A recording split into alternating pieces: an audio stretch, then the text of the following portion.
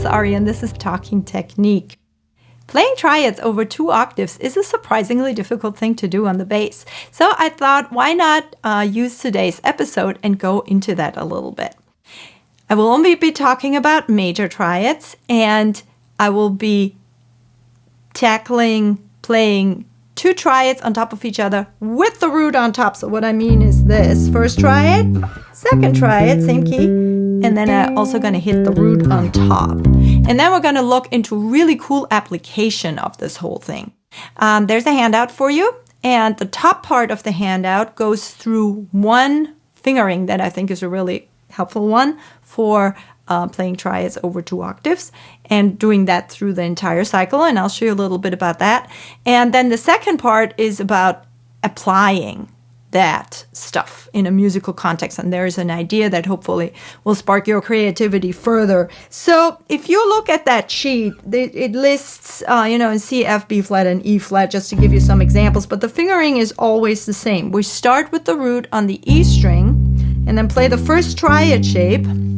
I like to start my major triad with the middle finger. You could also use the pinky, but middle finger is a good one. So here's my root 3-5, and then I'm going to port this up the octave on the same string, because as I do that, I just repeat that shape. Fingering wise, it's 2-1-4 or 2-1-4. All I have to do is play the root up there. So it's already in my reach, and I can do this whole thing with shifting just one time. So that's nice fingering.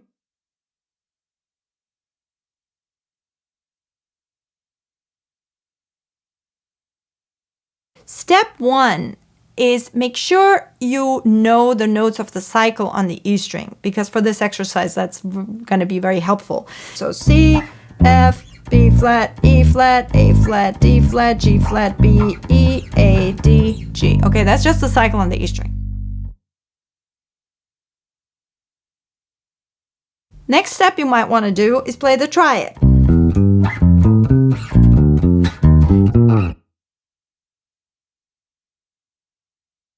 So then I recommend you go through the cycle starting on the A string. Now you can play 4 notes, right?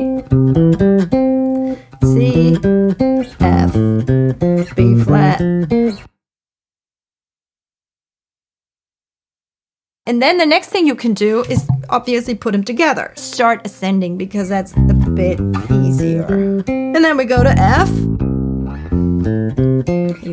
I can play it here. Depending on how many frets you have, you may not be able to do that and have to do the F down here, but no biggie. B flat, E flat. So you go through the entire cycle in that fashion. Descending gets a little bit harder, just because when we're descending, this is the easy part, but then we have to find where that shape was that starts on the E string. And a good way to think of that is either already have that target here on the E string in your mind's eye with your second finger, or to think, I'm going to the 5th with my pinky on the A string. Okay, so it's on the same string, and it's always going to be the same amount of frets, of course, because all we do is move this shape through the cycle. Just practice descending.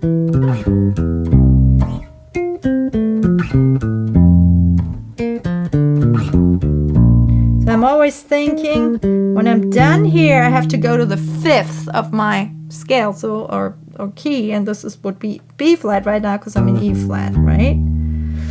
And now I'm doing A flat. So far so good, and now go to the 5th, right? So that makes it fairly accessible.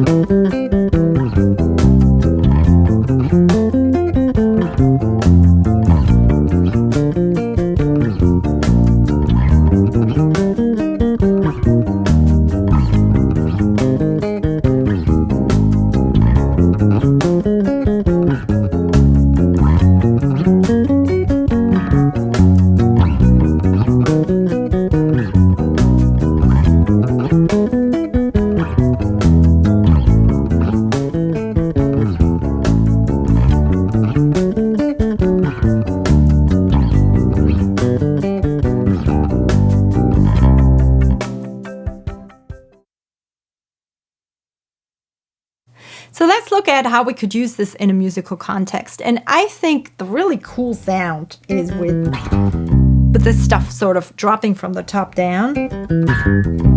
And that's a really hip sound. Now, if I do 2 octaves, I have a bit of a problem rhythmically because 1, 2, 3, 4, 5, 6, and then I'm back down to the root. So it's not a problem, but I have to think about how I'm going to be spacing that out.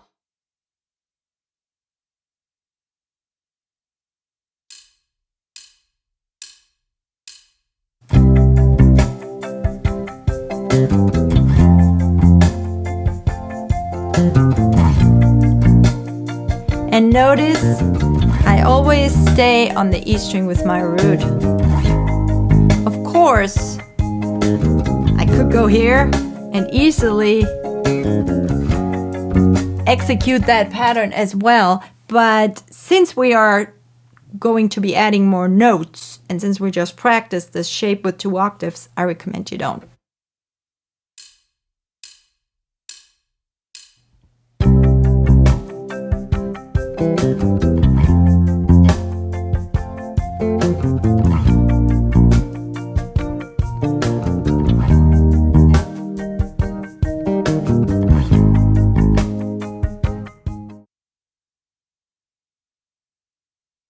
We're going to add 2 more notes. We're going to start on the 5th. So you can either do this or do this with your pinky, whichever you prefer. Just be consistent, make a decision.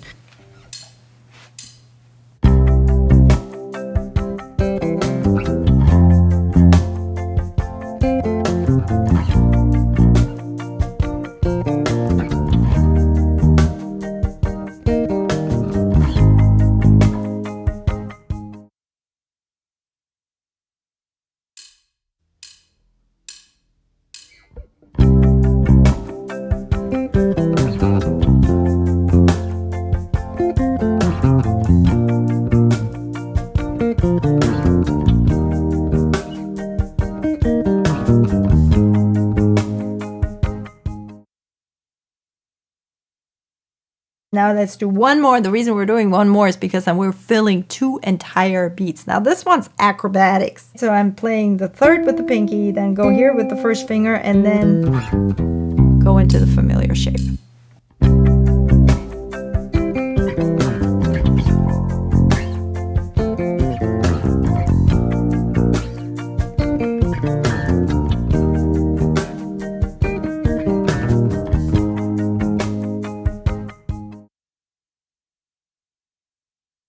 I just want to play you those 5 options in a row so you can get the hang of how we are progressively getting higher in notes of the triad, as well as what we're doing rhythmically to make it come out right in the end.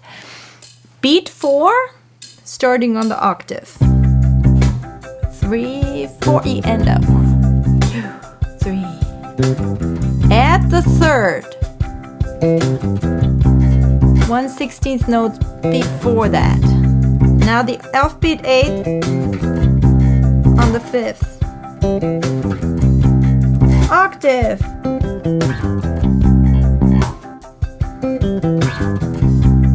Now beat 3.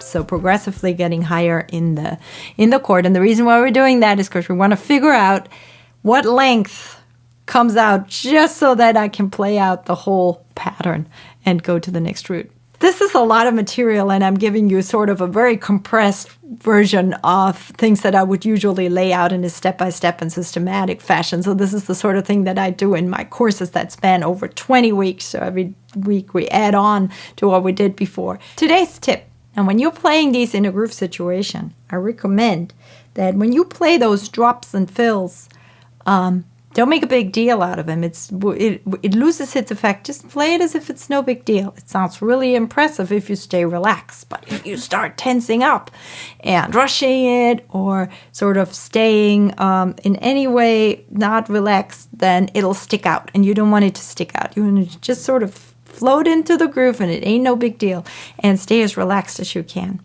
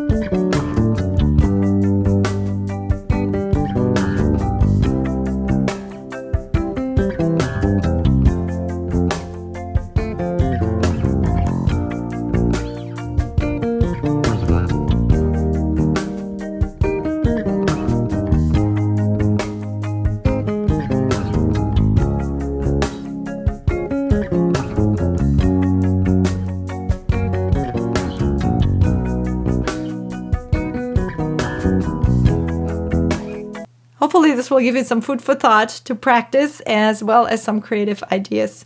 Thank you very much for tuning in. Cheers.